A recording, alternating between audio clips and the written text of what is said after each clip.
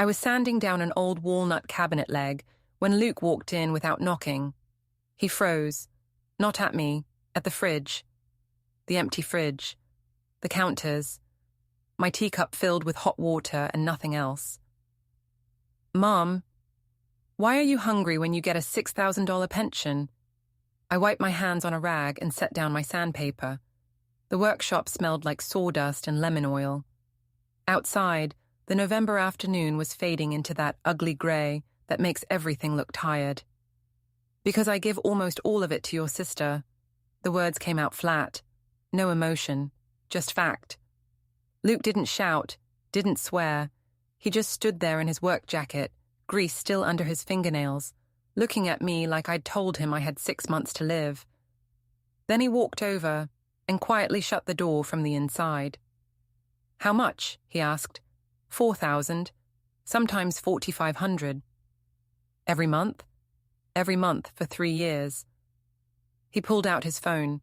His jaw was doing that thing it does when he's trying not to explode. The muscle jumping under the skin, his lips pressed into a thin line.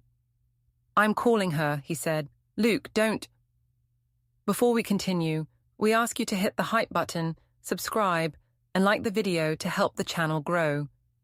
Tell us which city you are from in the comments. We would like to get to know our audience better." He already had the phone to his ear. It rang twice before Veronica's voice came through, bright and cheerful, like always. "Hey, baby brother, what's up?"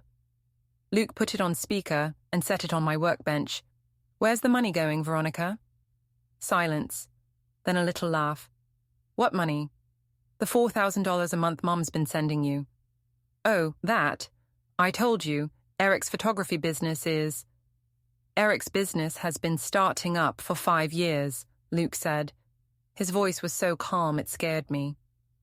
"Where's the money actually going?" "That's none of your—" "You told Mom you had a medical emergency last month, that you needed 2,000 for a specialist." "What specialist?" More silence. "Veronica," Luke said. "What? Specialist? Why are you interrogating me? I'm your sister." "Answer the question." "I don't have to explain myself to you." Luke's thumb moved. The video call connected. Veronica's face filled the screen. Perfect makeup, expensive highlights.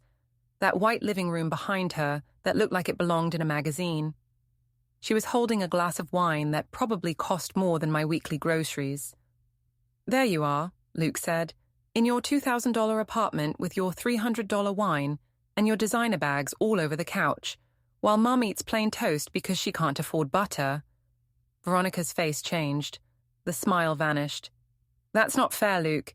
You don't understand how expensive things are. Show me the medical bills." "What?" "From the specialist, last month. Show me." Her eyes darted off screen. "I don't have them here." "Because there was no specialist," Luke said. "Just like there was no rent crisis in August. Just like there was no car emergency in June. You've been lying to her for years." "I have not." "Then prove it. Show me one receipt, one bill, one piece of evidence that you've told Mom the truth even once." Veronica's face went red. "How dare you? I'm your older sister. And she's our mother. And you've been bleeding her dry while she starves in her own house. I have needs. I have a life. She gets a pension. That she earned." Luke's voice finally rose. "After 40 years of work. And you think you're entitled to it because you can't be bothered to get a real job? I work. I'm an influencer. You take selfies and guilt-trip Mom for rent money. That's not work. That's parasitism." I watched Veronica's face on that screen and felt something crack inside me. Something that had been holding together for too long. She looked furious. Not guilty, not ashamed. Just angry that someone had finally called her out. "You've always been jealous of me," she hissed. "Always trying to turn Mom against me." "I don't need to turn anyone against you. You're doing that yourself." "Mom," Veronica's eyes found me through the camera. Tell him I needed that money. Tell him about my migraines, my anxiety, the stress." I opened my mouth. The old words tried to come out, the automatic defense, the soothing reassurance. All the things I'd been saying for years to keep the peace. But Luke looked at me, and in his eyes, I saw something I hadn't seen in years. Hope. Hope that I might finally stop being a doormat and start being a mother who knows when to say no. I took a breath. "Veronica," I said quietly, "what was the name of the specialist?" She blinked. "What?" "The specialist you saw last month. The one I paid $2,000 for. What was their name?" Her mouth opened, closed, opened again. I don't remember right now." "You don't remember the name of the doctor you saw 3 weeks ago?" "I see a lot of doctors." "What was the diagnosis?" "Mom, why are you doing this?" "What was the diagnosis?" Veronica's face crumpled into fury. "Fine. You want the truth. I used it for rent. Because Eric's clients keep flaking, and I can't live in a dump like you do. Is that what you wanted to hear?" The silence in my workshop was absolute. Luke's voice came out soft and dangerously calm. "You just admitted you lied to her, on camera." Veronica realized what she'd said. Her face went pale under the makeup. "I didn't mean—" "You've drained her long enough," Luke said. "This ends today." He ended the call. I stared at the blank screen, my hands shaking. The cabinet leg sat forgotten on the workbench, half sanded, half rough, like me. Half aware, half blind. "Mum," Luke said gently, "how long has this been going on?" I couldn't look at him. Since Eric lost his job at the studio, she said it was temporary, just until they got back on their feet. 3 years ago. She's my daughter. And you're a person. You're allowed to eat. I finally looked up. My son stood there in the dimming light, 32 years old, covered in car grease and sawdust from hugging me, and I realized he was the only one who'd been paying attention. "I didn't know what else to do," I whispered. "I know." He squeezed my shoulder. "But now we do." "What do you mean?" Luke's expression went hard, not cruel, just resolved. "I mean, we're going to show her what happens when the well runs dry." The next morning, I woke up to 17 missed calls from Veronica. I lay in bed, staring at my phone screen, watching the notifications scroll past like accusations. Voicemails, text messages. Everyone probably screaming at me for attacking her, for letting Luke manipulate me, for being an ungrateful mother. I didn't listen to any of them. Instead, I got up, made myself actual coffee, the good kind I hadn't bought in months, and sat at my kitchen table while Luke showed me the evidence. He'd been keeping records. For 2 years. Every text message where Veronica claimed an emergency. Every time she promised to pay me back. Every temporary crisis that somehow became permanent. He had screenshots, dates, amounts. A whole folder on his phone labeled Veronica's Lies. "Why didn't you show me this before?" I asked. Luke poured himself coffee, leaned against my counter. "Because you wouldn't have believed me. You'd have defended her, made excuses. You needed to hear it from her own mouth." He was right. That was the worst part. He was absolutely right. I scrolled through the messages. October. "Mum, I need $1,500 for an emergency root canal. I'm in so much pain." The dentist she'd named didn't exist. September. "Eric's camera equipment was stolen. We need $2,000 to replace it or he can't work." The equipment was in perfect condition. I'd seen it in the background of her social media posts. August. "The landlord's raising our rent. Can you help with $3,000? Just this once." Just this once. She'd been saying that for 36 months. "How much have I given her?" I asked quietly. Luke's jaw tightened. "Total? Around $150,000. The coffee cup nearly slipped from my hand. That can't be right. $4,000 a month for 3 years, sometimes more, plus the emergencies. I did the math, Mom. You've been giving her basically your entire pension. $150,000. I thought about the cruise I'd cancelled, the new roof I couldn't afford. The way I'd stopped going to book club because I couldn't chip in for the wine and cheese anymore. I told myself it was fine. I was helping my daughter. That's what mothers do. But Veronica had bought a designer handbag last month. I'd seen it on her Instagram. $4,000. The same amount I'd sent her for emergency medical bills. My phone buzzed. Another call from Veronica. "Don't answer it," Luke said. "She'll just keep calling." "Good, let her." I looked at my son, really looked at him. When had he gotten so strong? Not just physically, though he'd always been solid from working with his hands, but emotionally, certain. While I'd been drowning in guilt and obligation, he'd been watching, waiting, building a case. "What do we do?" I asked. Luke sat across from me. "We cut her off. Completely. No more money, no more excuses. She asks for $1, you say no. She'll lose her apartment. She'll get a real job, like everyone else." "Luke." "Mom." He reached across and took my hand. His palm was calloused from work, warm and solid. "She's not a child. She's 35 years old. She has a husband. She has a college degree. She's capable of supporting herself. She just doesn't want to because she knows you'll do it for her. But what if she really needs help? Then she can show you the bills, the receipts, proof. No more taking her word for it." I thought about that cabinet leg in my workshop. How you can't just paint over rotted wood and pretend it's fixed.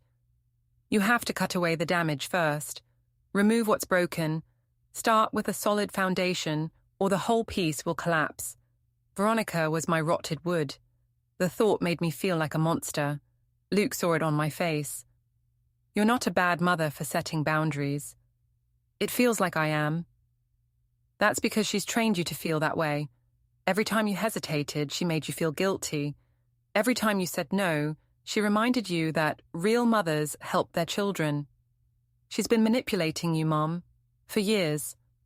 The phone buzzed again. This time, a text message appeared. "Mom, I can't believe you're doing this to me, after everything I've been through. Luke has poisoned your mind. Call me now or I'm coming over." Luke read it over my shoulder. And there it is. The threat. "What threat?" "I'm coming over. She's telling you she'll force a confrontation if you don't obey." I'd never thought of it that way, but now that he said it, I could see the pattern. Veronica always escalated when she didn't get her way. Tears, screaming, showing up unannounced. Whatever it took to break me down. "What if she does come over?" I asked. Luke's expression went cold. "Then she'll find the locks changed." "You changed my locks?" "Last night, while you were asleep."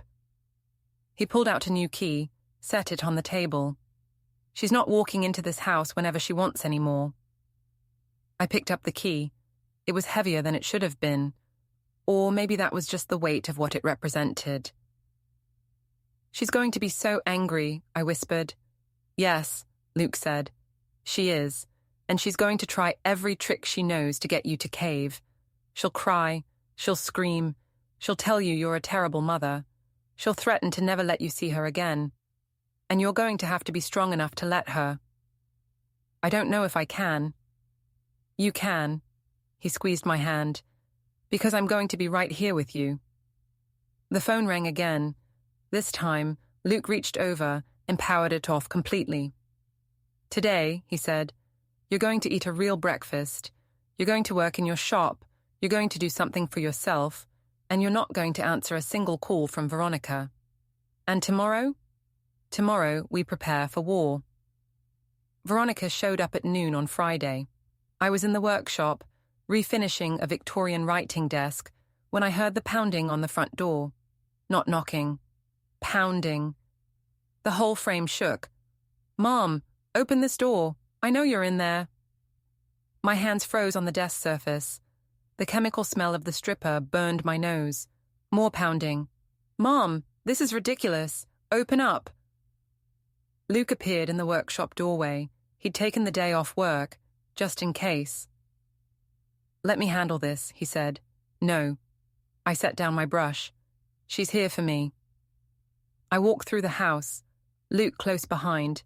Through the window beside the door, I could see Veronica on the porch. Perfect hair, perfect makeup, designer jeans that probably cost more than my monthly utilities. Eric stood behind her, holding a phone up like he was recording. Of course he was recording. I opened the door, but kept the security chain on. "Mom!" Veronica's eyes were red, but her makeup was perfect. Practiced tears. "Thank goodness. I've been so worried." "What do you want, Veronica?" She blinked. I never asked her that. I always just opened the door, let her in, made her tea, listened to her problems. I want to talk to you about what Luke said." He showed me the messages. Her face flickered. "What messages?" "All of them, every lie, every fake emergency, every time you promised to pay me back and didn't." "Mom, I can explain. The specialist who doesn't exist, the dental emergency that never happened, the stolen camera equipment that's sitting in your living room." Veronica's mouth opened and closed. Behind her, Eric lowered the phone slightly. "I need to come in," she said. "We need to talk about this face to face." "No." That one word hit her like a physical blow. She actually stepped back. "What?" "No, you're not coming in. This is my childhood home. You can't keep me out. It's my home, and I can keep out anyone I want." Veronica's practiced sadness shattered into real anger. "Luke's turned you against me. Can't you see what he's doing?" "Luke showed me the truth. There's a difference." "I needed that money. Everything I told you was real." "Then show me the bills." "What?" "The medical bills, the rental agreements, the repair receipts. Show me proof of even one emergency." Veronica's face went red. "I don't have to prove anything to you. You're my mother. You're supposed to help me." "I have been helping you for 3 years with $150,000. She went pale. "Who told you? That's not—" "Luke added it up. Every transfer, every check, every time you cried emergency and I emptied my account." Eric stepped forward.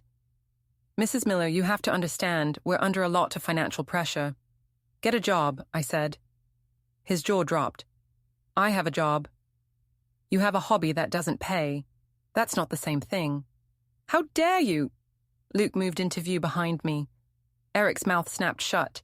Veronica saw her opening. She lunged at me through the gap in the door, her hand reaching for my arm. "Mom, please, I just need—" I stepped back.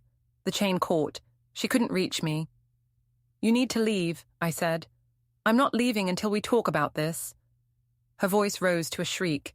"You owe me, after everything I've been through, everything I've sacrificed."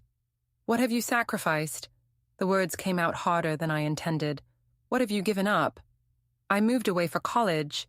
I got married. I've been trying to build a life. On my money. Because you're my mother. That's what mothers do." "No, Veronica. Mothers teach their children to stand on their own feet. I failed you by not doing that sooner." Her face twisted into something ugly. "Failed me? You've failed me my whole life.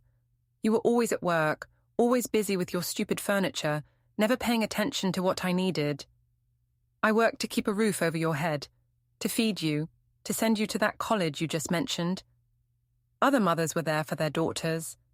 Other daughters didn't steal from their mothers." Silence. Even the street seemed to hold its breath. Veronica's voice came out cold. "I didn't steal anything. You gave it to me. Because you lied to me. I needed it." "For what? Designer bags, wine, keeping up appearances on social media?" "Yes," she screamed. "Yes, because that's my life. That's my career. I need to look successful to be successful." "Then be successful, but not with my money." I started to close the door. Veronica shoved her shoulder against it. "Don't you dare shut me out." Luke was there in an instant, his hand on the door, easily holding it steady. "Back up, Veronica." "Get out of the way, Luke." "I said back up." Eric grabbed Veronica's arm. "Babe, let's just go." "No." She wrenched free, pounded on the door again. "Mom, you can't do this. I need that money. The rent is due in 3 days, and if we don't pay, then you'll have to figure it out, like everyone else does." I hate you. Tears now, real ones, furious and desperate. I hate you. You're a selfish, terrible mother, and I hope. I closed the door. The deadbolt slid home with a click. Veronica's screaming continued outside, muffled now. You'll regret this. You'll come crawling back. You need me more than I need you. I leaned against the door, my whole body shaking. Luke stood beside me, solid and calm. You did good, Mom. I feel sick. That's normal. That's what guilt feels like when someone's been weaponizing it against you for years. Outside, Veronica's voice rose to a shriek. I heard Eric trying to calm her down, their voices fading as they walked to their car. Then an engine roared to life and tires squealed on asphalt. The house fell silent. I looked around my living room, the worn couch, the faded curtains, the empty spaces where I'd sold furniture to send Veronica money. This small, tired house that was supposed to be my refuge. She'll be back, I said quietly. I know. It's going to get worse before it gets better. Luke smiled, grim but certain. Then we'll make sure you're ready. Luke started my training that afternoon. Not a fight, not force, just sheer presence. Stand here, he said, positioning me in the middle of my living room. Feet shoulder-width apart, knees slightly bent. You're rooted, you're immovable. I felt ridiculous. Luke, I'm 58 years old. Exactly, and you're stronger than you think.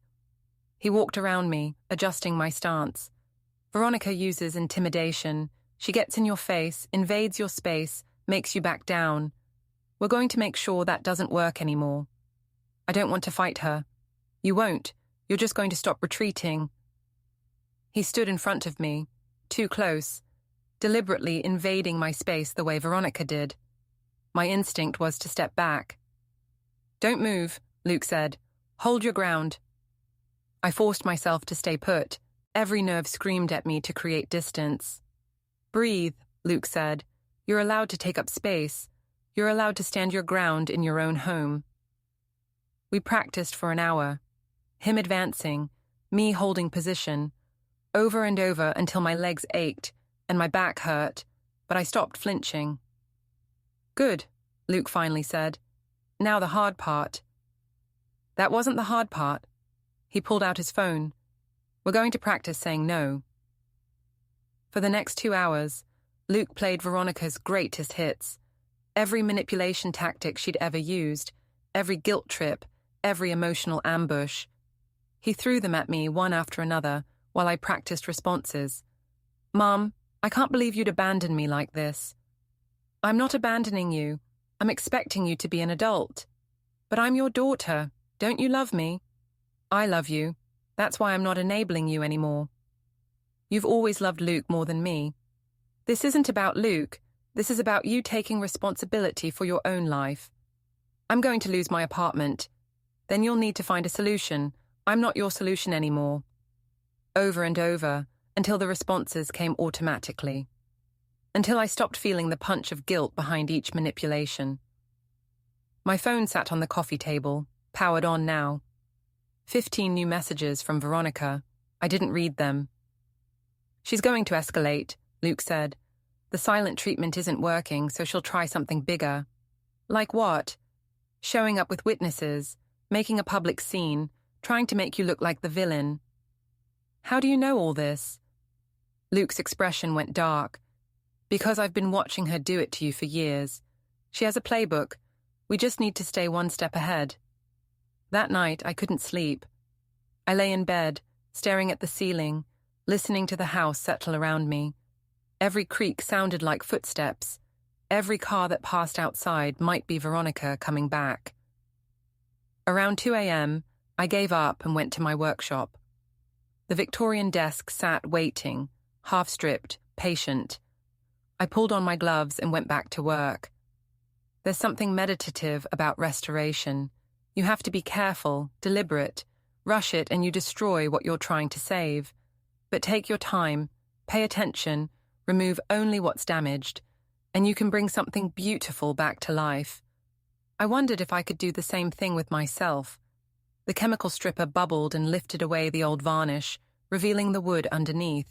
Scarred, stained, but solid, still good.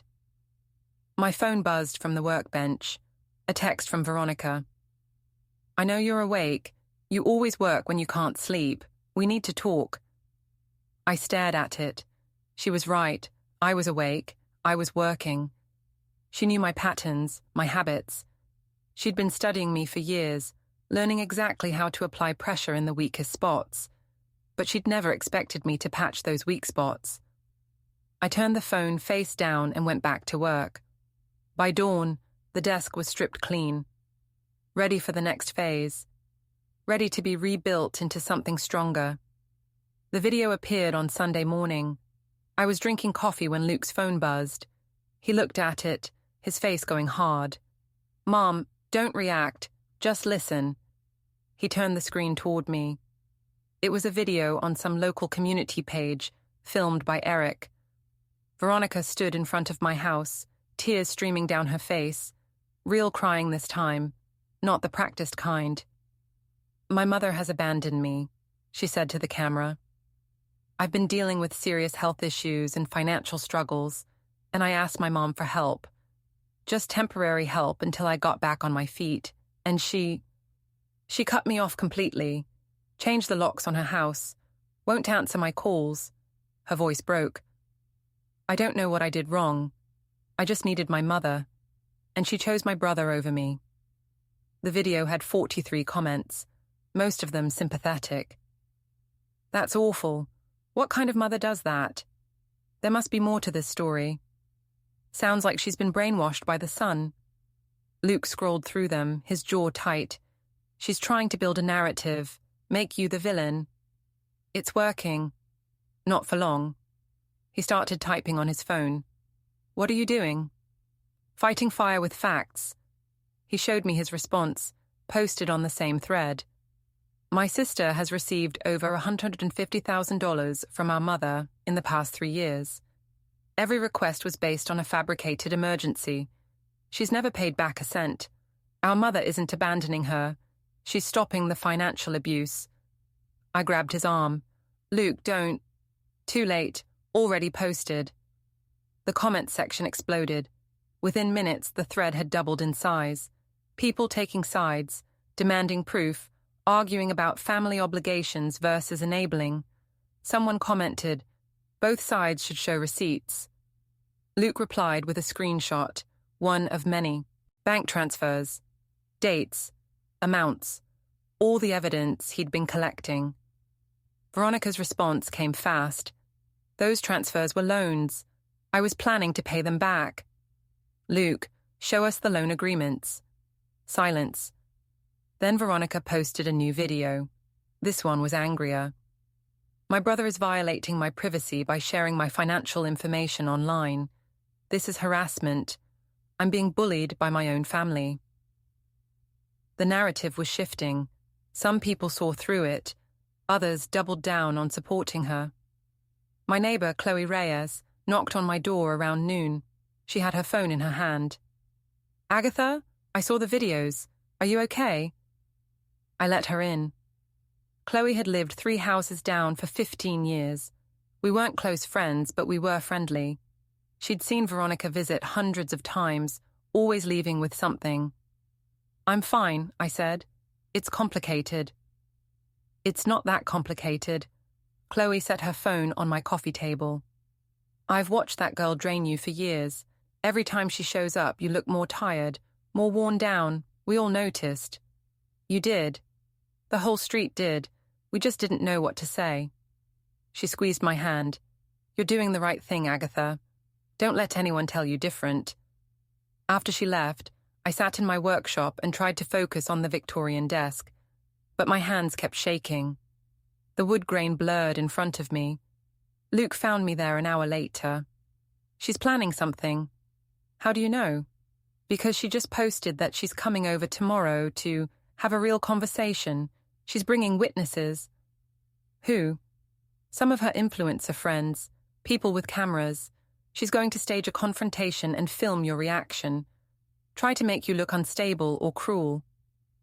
My stomach dropped. "What do I do?" You let her come, you stay calm, you don't let her in, and you say exactly what we practiced. He pulled out his phone. We'll record too, our own version, so she can't edit the truth. This feels like war. It is war, Mum. She fired the first shot years ago. We're just finally firing back. That night I barely slept. Every time I closed my eyes, I saw Veronica's face. Angry, desperate, accusing.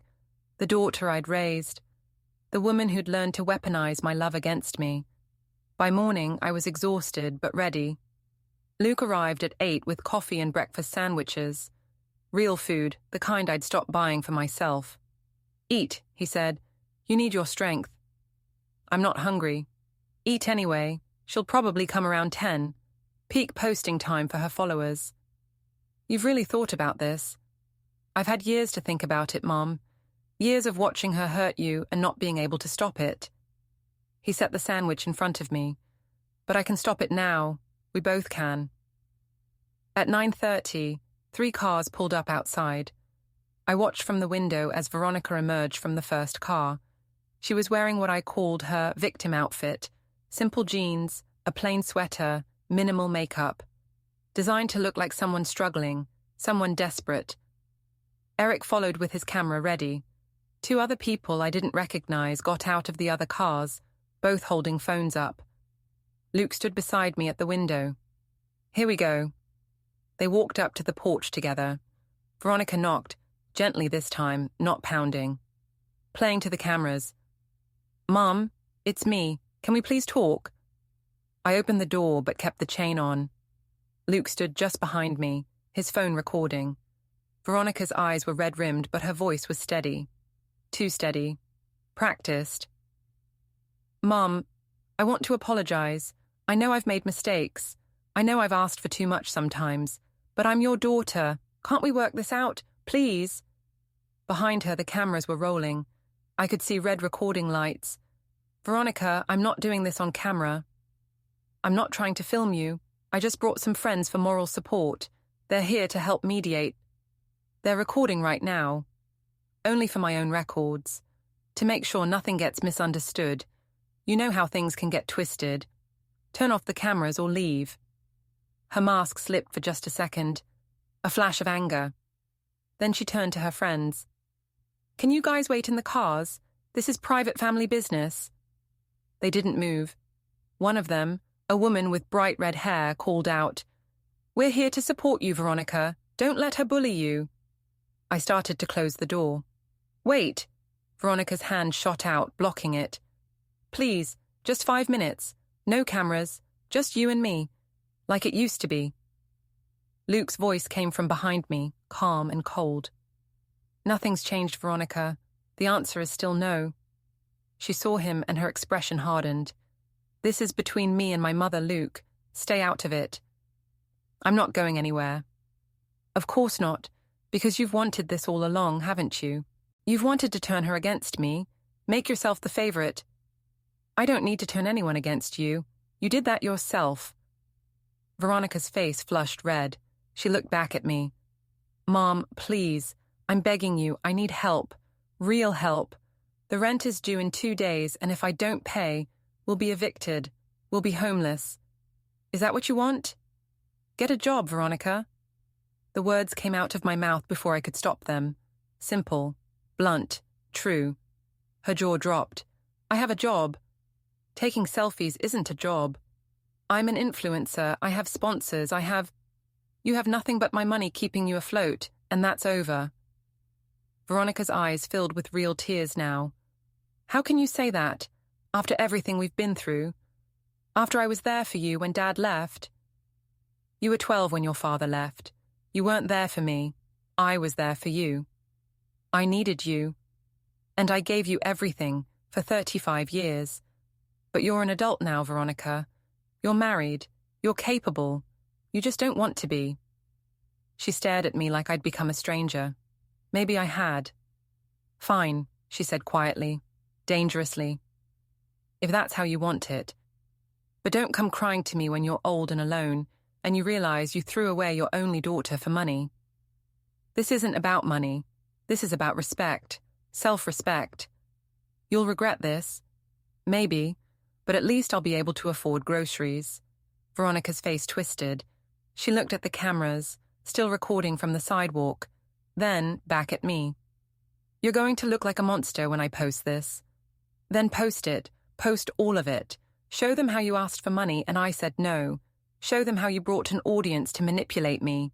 Show them everything, Veronica. I'm done being afraid of the truth. For a moment, she just stood there. Then she turned and walked away, her friends scrambling to follow. Luke closed the door and locked it. My legs gave out. I sat down hard on the floor, my back against the wall. You did it, Luke said softly. Mum, you actually did it. I feel like I'm going to throw up. That's normal. You just stood up to an abuser. Your body's in shock. I looked up at him. She's my daughter. I know. I love her. I know that too. He sat down beside me. But love doesn't mean letting someone destroy you. We sat there in silence for a long time. Outside, I heard car doors slamming, engine starting. Veronica's voice, high and angry, saying something I couldn't make out. Then they were gone. The house fell quiet again. Luke's phone buzzed.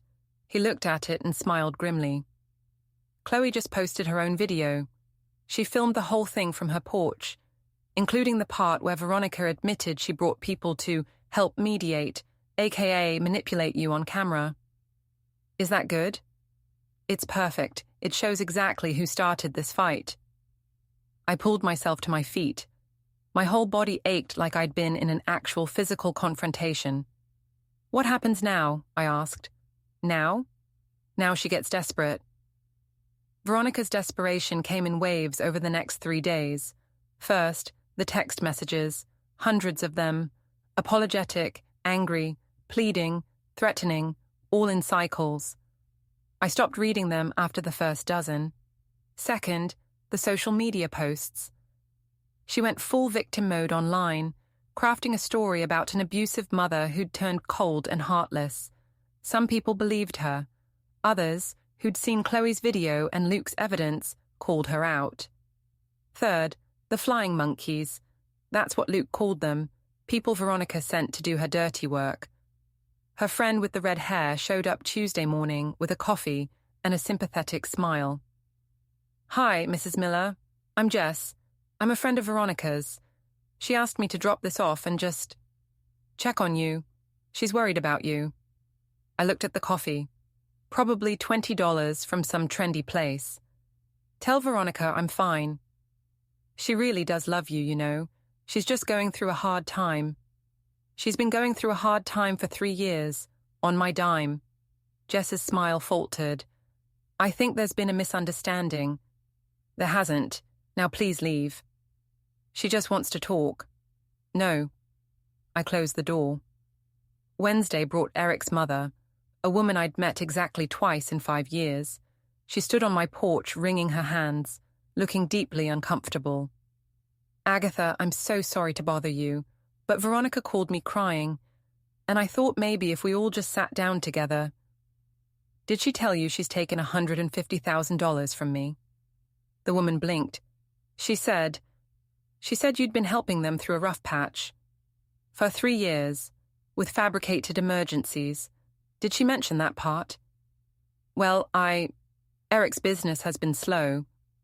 Then Eric should get a different job, like everyone else whose business fails. That seems harsh. What's harsh is stealing from your mother and then crying victim when she stops letting you. Eric's mother left quickly after that. Thursday morning, I was in my workshop when I heard raised voices outside. I looked out the window and saw Veronica standing in the middle of the street, screaming at Chloe. You had no right to film me. That was a private conversation. You brought cameras yourself, Chloe shot back. You were trying to set up Agatha and you got caught. She's my mother. This is family business. Then why did you drag it onto social media? Veronica's face went purple. Stay out of this. This has nothing to do with you. It has everything to do with me. I've watched you abuse that woman for years and I'm done staying quiet. Other neighbors were coming out now, drawn by the noise. Mr. Patterson from across the street. The young couple from the corner. All of them watching Veronica unravel in real time. She saw them staring and seemed to realize where she was, what she looked like. "This isn't over," she hissed at Chloe. Then she got in her car and drove away so fast the tires squealed. Chloe came to my door a few minutes later. "Sorry about that," she said. She showed up demanding to know why I posted that video. "You didn't have to defend me." "Yes, I did. Someone needed to." She glanced back at the street. "She's spiraling, Agatha. Be careful." That night, Luke came over with dinner, real food from an actual restaurant. "She's running out of options," he said as we ate. "The friend interventions aren't working. The public sympathy is shifting against her. She's hemorrhaging followers because people are seeing through her act. So what's left? Direct confrontation. She'll try one more time to force her way in, to take what she thinks she's owed." I set down my fork. "How do you know?" "Because that's what people like her do. When manipulation fails, they escalate to aggression." He met my eyes. "Are you ready for that?" I thought about the past week, the fear, the guilt, the constant pressure of her rage beating against my boundaries like waves against a seawall. But the seawall was holding. "Yes," I said. "I'm ready." "Good, because tomorrow's Friday, end of the month. Her rent is due and she's out of money." "You think she'll come?" "I know she will. And this time, she won't bring cameras and friends. She'll bring Eric and pure desperation." He was right. Friday afternoon, I was working on the desk when I heard a car screech to a stop outside. No knocking this time. Just pounding. "Open this door. I know you're in there. Open it now." Veronica, screaming. Luke appeared from the kitchen. "Right on schedule." We moved to the front door together. Through the window, I could see Veronica on the porch, her hair wild, her makeup smudged. Eric stood behind her, shifting nervously. "Mom, I need that money. I need it today. The landlord's going to evict us." I opened the door with the chain on. "Then I guess you're getting evicted." Her eyes went wide, then narrow with fury. "You can't do this to me." "I'm not doing anything to you. You did this to yourself." "I'm your daughter. And you're 35 years old. Figure it out." She lunged at the door, trying to force it. The chain caught. Luke's hand was already on the frame, holding it steady. "You owe me," Veronica screamed. "You owe me for everything. For raising me wrong, for always working, for never being there. I was there. You just didn't like that I expected you to grow up. I hate you so much. Then stop asking me for money." Eric stepped forward. "Mrs. Miller, please. We're desperate. We have nowhere else to go. You have jobs. You have options. You just don't want to use them because it's easier to use me. We'll pay you back." "No, you won't. You never planned to. This was always just a con." Veronica's face was marked with tears and fury. "Fine. Keep your money. Keep your house. But don't you dare expect me to come back when you're alone in some nursing home at the end of your life." "I won't," I said calmly. "Goodbye, Veronica." I closed the door. She pounded on it, screaming, for another 5 minutes. Then Eric pulled her away and they left. Luke looked at me. "How do you feel?" "Free," I said, and I meant it. Saturday morning, I woke up to silence. No phone calls, no text messages, no pounding on the door. Just silence. It felt wrong somehow, like the eye of a hurricane. Luke came over around 10 with groceries, real groceries, the kind I used to buy before Veronica started draining my accounts. Fresh vegetables, good coffee, actual meat instead of whatever was on sale. "She's planning something," he said as he unpacked the bags. "She hasn't posted anything since yesterday. No videos, no comments, nothing." "Maybe she gave up." "She didn't give up. She's regrouping." He pulled out his phone. "I've been watching her accounts. She deleted all the videos from last week, the ones where she called you out." "Why would she do that?" "Because they made her look bad. People were commenting with Chloe's video, pointing out the contradictions. She's trying to control the narrative again." I put the groceries away, marveling at having a full refrigerator for the first time in years. What do you think she'll do? I don't know, but whatever it is, it'll be big. She's too far in to back out now. He was right.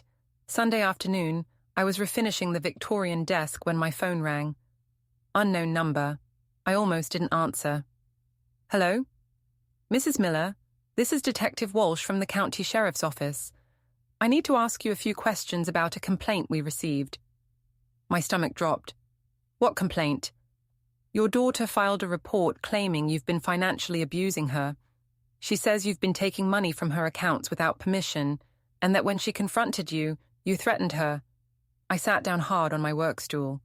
That's not true. She has some documentation, bank statements showing transfers. Those transfers were from me to her, not the other way around. Silence on the line. Can you prove that? Yes. I have 3 years of bank records showing I sent her money every month. She never paid any of it back. And the threats. I never threatened her. She showed up at my house demanding money and I told her no. That's it. More silence. Then, Mrs. Miller, do you have a lawyer? No, do I need one? It might not be a bad idea. Your daughter seems pretty determined to make this stick. After he hung up, I just sat there staring at the wall. Luke showed up 20 minutes later. I'd called him from the workshop, barely able to get the words out. She filed a police report, I said. She's accusing me of stealing from her and threatening her. Luke's expression went dark, not angry. Beyond angry. Of course she did. When everything else fails, she goes nuclear. What do I do? We document everything. Bank statements, text messages, the videos, witness statements from Chloe and everyone else who saw her behavior. We bury her in evidence. She's going to court, Luke. She's actually trying to take me to court. Let her. She's the one who'll be exposed. But my hands wouldn't stop shaking. This was my daughter. The baby I'd held, the child I'd raised, the woman I'd supported through everything. And now she was trying to destroy me. Monday morning, Luke and I went to see a lawyer, an older woman named Patricia Grant, who specialized in family law. She listened to the whole story without interrupting. Then she leaned back in her chair and smiled. Your daughter made a tactical error. What do you mean? She filed a false police report. That's a crime. And you have documentation proving it's false. Patricia tapped her pen on the desk. Not only can we defend against her accusations, we can file a countersuit for harassment and defamation. I don't want to sue my daughter. Then you want her to keep doing this? Because she will. People like Veronica don't stop until they're forced to stop. Luke leaned forward. What are our options? We provide the evidence to the detective. The case against Mrs. Miller gets dropped immediately. Then we have a choice. We can file a restraining order. We can pursue charges for the false report, or we can do nothing and hope she backs off. She won't back off, I said quietly. Patricia nodded. Then we need to make her back off. Wednesday, Detective Walsh called again. Mrs. Miller, I've reviewed the documentation you sent. The complaint against you is being closed. There's no evidence of wrongdoing on your part. Relief flooded through me. Thank you. However, I do need to inform you that we're looking into the false report your daughter filed.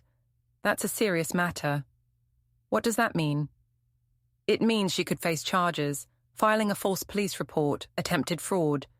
The DA's office will decide how to proceed. After he hung up, I called Luke. It's over, I said. They closed the case. Good. But, Mom, it's not over. Not for Veronica. She's going to face consequences now. Should I feel bad about that? No, you should feel relieved. That night, Veronica called. I almost didn't answer, but something made me pick up. You're destroying my life. She was crying, screaming, hysterical. The police called me. They're talking about pressing charges. This is your fault. No, Veronica, this is your fault. You lied to them. Because you left me no choice. You cut me off. You ruined everything. I stopped enabling you. There's a difference. I needed you. You needed my money. That's not the same thing as needing me. How can you be so cold, I'm your daughter. And you tried to have me arrested. You tried to frame me as a criminal because I wouldn't give you money anymore. Silence. Then quieter. I didn't think they'd believe you. You didn't think I had evidence. You assumed I'd just take it, like I always have. But I'm done taking it, Veronica. What am I supposed to do now? What everyone else does. Get a job. Pay your bills. Be an adult. I can't. Yes, you can. You just don't want to. Please, Mom, please, I'm begging you. Just one more chance. No. I hung up. Luke was right. It felt like war. But for the first time, I was winning. Thursday morning, everything exploded. I was having coffee when Luke called. Mum, Veronica just posted something. You need to see this. He sent me a link. It was a video on her Instagram, not Facebook, not the local pages, her main account with all her followers. She sat in her car, makeup running, crying into the camera. I don't know what to do anymore. My mother has completely abandoned me. She won't help me, won't talk to me, and now she's gotten the police involved. She's trying to have me arrested for asking for help. I've lost my apartment. I've lost everything. And all because I asked my own mother to care about me. The comments were brutal. Half her followers defending her, half calling her out as a manipulator. The split was causing fights in the comment section, but there was something else. Something in her eyes. Not sadness, not even anger, fear, real fear. She was actually losing. For the first time in her life, her manipulation wasn't working, and she didn't know what to do. She's spiraling, Luke said when I called him back. This is what happens when narcissists lose control. What does that mean? It means she's going to do something reckless, something big, one last desperate play. Friday afternoon proved him right. I was in the workshop when I heard a car pull up. Not just one car, 3 cars. I looked out the window, and my heart sank. Veronica stood in the street with Eric and at least a dozen people I didn't recognize. Some held phones, some held signs, actual protest signs. Financial abusers are still abusers. Mothers should support their children. Agatha Miller is a child abandoner. They were protesting. In front of my house. On my street. I grabbed my phone and called Luke. She's here with a mob. I'm 5 minutes away, don't go outside. But I couldn't just hide. I walked to the front door and opened it. Veronica saw me and raised her voice, playing to the crowd. There she is, the woman who thinks money is more important than family. People started chanting, actually chanting. Shame, shame, shame. Neighbors came out of their houses. Chloe appeared on her porch, her face dark with anger. What the hell is this? She shouted. This is justice, Veronica yelled back. This is holding abusers accountable. You're the abuser, Chloe marched across her lawn. You've been stealing from that woman for years. One of Veronica's friends stepped forward, a young man with a phone. We're documenting elder abuse. She's 58, not 80, and the only abuse happening here is what Veronica's doing. More neighbors joined in. Mr. Patterson, the young couple. Even Mrs. Chen from 2 streets over, who barely spoke English but clearly understood what was happening. You should be ashamed, Mrs. Chen said to Veronica. Your mother worked hard. You steal from her. The protest started falling apart. Half of Veronica's people looked confused, unsure.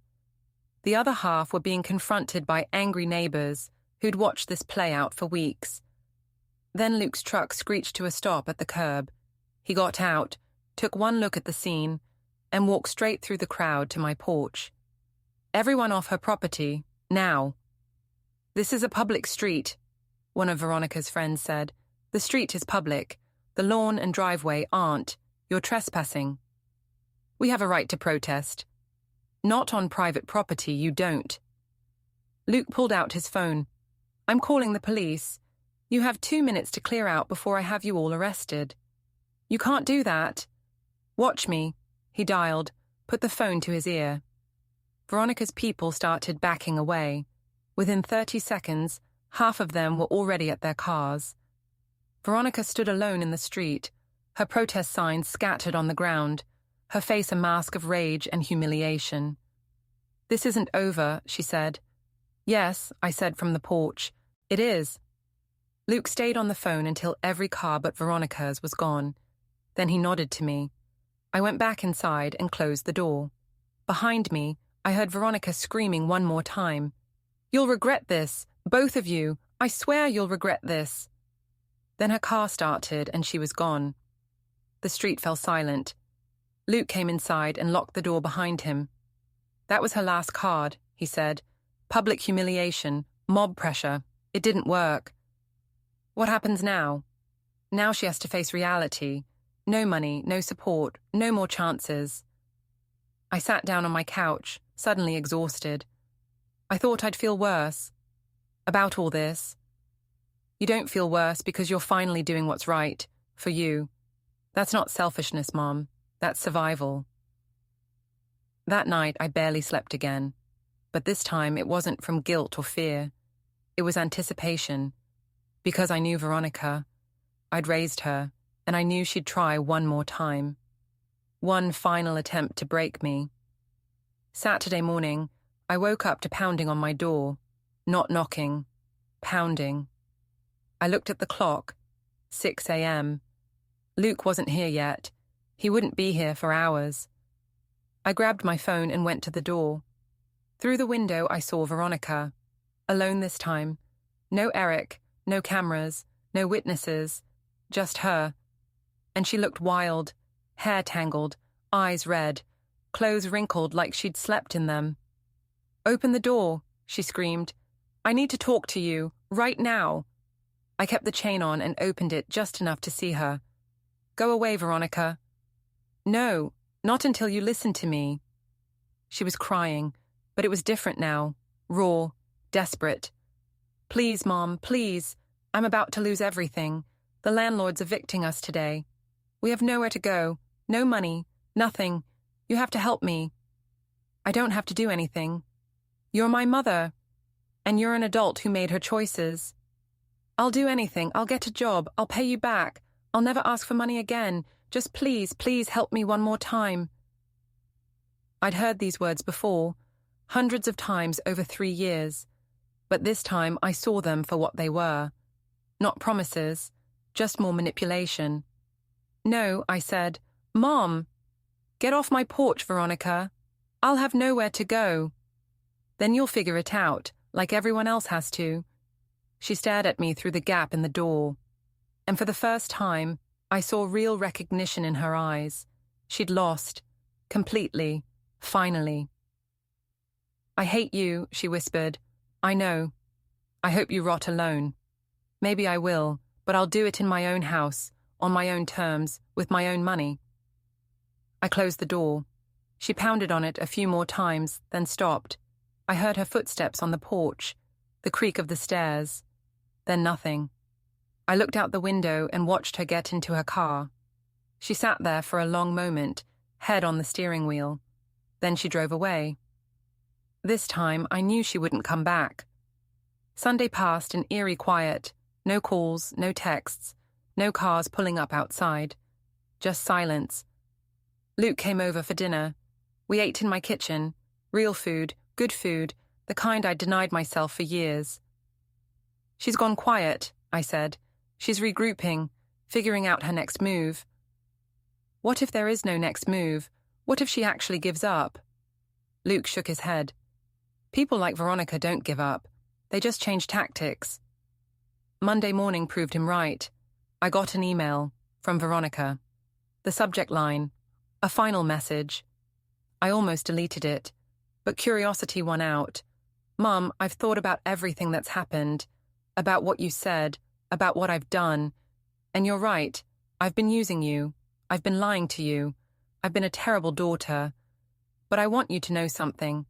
I did it because I felt like I had to, because you were always so distant when I was growing up, always working, always busy with your furniture. I felt like I had to earn your attention. And later, I felt like money was the only way you knew how to show love. I'm not saying that makes it right. I'm saying I understand now why I became this person. I'm leaving town. Eric and I are moving to his sister's place in Colorado. I'm going to get help, therapy, figure out who I am without your money holding me up. Maybe someday we can talk again. Maybe not. But I wanted you to know that I don't hate you. I just don't understand you. Goodbye, Veronica. I read it twice. Then I called Luke. She sent me an email. Says she's leaving town. Good riddance. Luke. Mum, don't. Don't let her make you feel guilty with a goodbye letter. She's just trying one more manipulation. I'm leaving and it's your fault. Classic guilt trip. What if she means it? What if she actually gets help? Then she'll get help. But that's not your responsibility. You gave her 35 years and $150,000. You've done enough. He was right. I knew he was right. But part of me still ached. That afternoon, I went to my workshop and looked at the Victorian desk. It was almost done. Just needed one more coat of finish. I ran my hand over the smooth wood. All those layers of grime and damage stripped away. The original beauty restored. Maybe that's what I'd done to myself. Stripped away the guilt and obligation and people-pleasing. Found the person I used to be underneath. Or maybe I'd found someone new entirely. Tuesday morning, Chloe came over with coffee. I heard Veronica's leaving town. How did you hear that? She posted it on social media. Big dramatic farewell. Lots of vague comments about starting over and leaving toxic people behind. Let me guess, I'm the toxic person. Of course. But here's the thing, most of her followers aren't buying it anymore. They've seen the evidence. They know what really happened. I sipped the coffee. It was good, really good. Does it matter? What people think? Maybe not, but it matters that the truth is out there. That you're not just letting her write whatever story she wants. After Chloe left, I sat on my porch and looked at my street. The same street I'd lived on for 20 years. The same house I'd almost lost trying to support my daughter. But it was still mine. Everything was still mine. Wednesday afternoon, I finished the Victorian desk. The final coat of finish went on smooth and perfect. It would need a few days to cure, but it was done. I stood back and looked at it. 3 months of work, stripping, sanding, rebuilding, refinishing. Taking something damaged and making it whole again. Just like me. Luke stopped by that evening. You seem different, he said. I am different. Good different. I think so. I poured us both tea. I keep waiting for the guilt to come back, for the doubt, but it hasn't.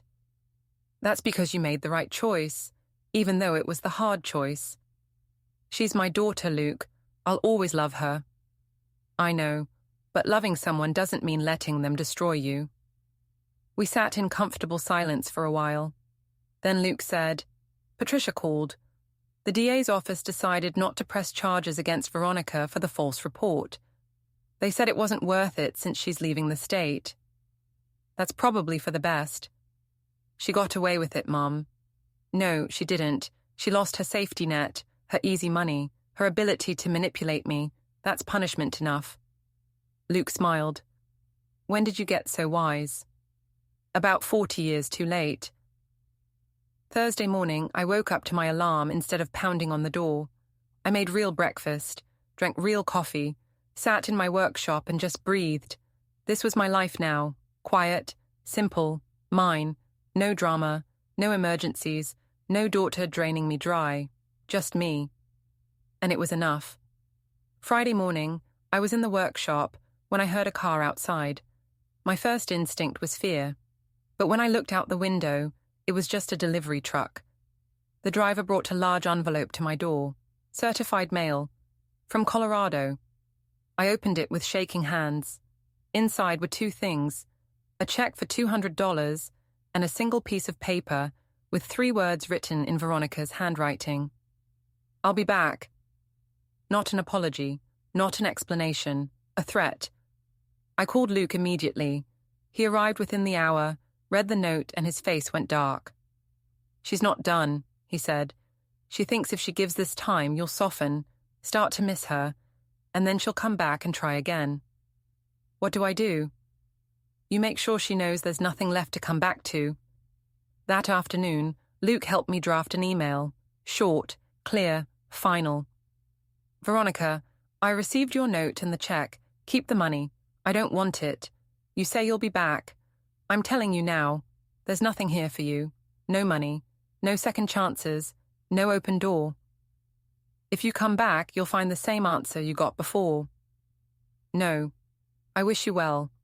I hope you find a way to support yourself and build a real life. But that life cannot include using me. Don't contact me again. Agatha. Luke read it over my shoulder. Good. That's good. I hit send before I could second-guess myself. Saturday morning, my phone rang. Unknown number. I answered. You think you've won? Veronica's voice, cold and sharp. You think you can just cut me out of your life and that's the end of it? Veronica, no. You listen to me now. I'm coming back. Maybe not today. Maybe not next month. But I'm coming back, and when I do, you're going to realize you made a mistake. You're going to beg me to forgive you. I won't. You will. Because you're weak. You've always been weak. And when you're old and sick and alone, you'll wish you'd treated me better. Something inside me snapped. Not broke. Snapped into place. You know what, Veronica? You're right. I have been weak. For years. Every time you lied to me. Every time you manipulated me. Every time you took my money and gave nothing back. I was weak. See? You admit. But I'm not weak anymore. And you want to know the truth. The real truth. I don't need you. I don't want you in my life. You're not my daughter anymore. You're just someone who hurt me repeatedly and expected me to smile about it. Silence on the line. Don't call me again. Don't email me. Don't show up at my house. Because if you do, I'll have you arrested for harassment. And this time, I have a lawyer who'll make it stick. Mom, goodbye, Veronica. I hung up. My hands were shaking. My heart was pounding. But I felt light, like I'd just set down a weight I'd been carrying for 35 years. Luke was watching from the doorway. That's it, isn't it? I said. That's really it. That's really it. Sunday afternoon, Veronica showed up.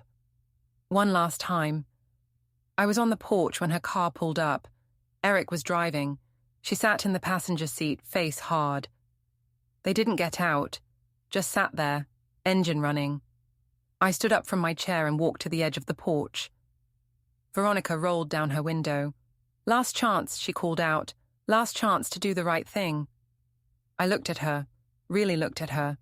This woman who'd once been my little girl, who I'd loved and raised and sacrificed for. And I felt nothing. No guilt, no love, no anger, just nothing. Get off my property, I said. Mom, you get nothing from me, not money, not shelter, not one more chance. Get off my property. Veronica's face twisted. She lunged from the car, running toward me. Luke appeared from inside the house, moving fast, but I didn't need him. I stepped forward, planted my feet, and when Veronica reached the porch stairs, I shoved her back. Not hard, just firm, decisive. She stumbled, fell back against Eric, who'd followed her. That's assault, she screamed. You just assaulted me. That was self-defense. You were charging at me on my property. Every neighbor on the street saw it. I looked around. Chloe stood on her porch, Mr. Patterson in his yard, the young couple on their steps, all watching, all witnessing. Veronica saw them too, saw that there would be no sympathetic crowd this time, no manipulation that would work, just the truth. I hate you, she whispered. I know. Now leave. She looked at Luke standing behind me, at the neighbors watching, at her car with Eric waiting. Then she turned and walked away. I watched her get in the car, watched them drive away, and then I went inside and slammed the door. The sound echoed through my house. Final. Absolute. Luke put his hand on my shoulder. You did it, he said. She's gone. I looked around my home. My beautiful, quiet, peaceful home. Yes, I said, she is.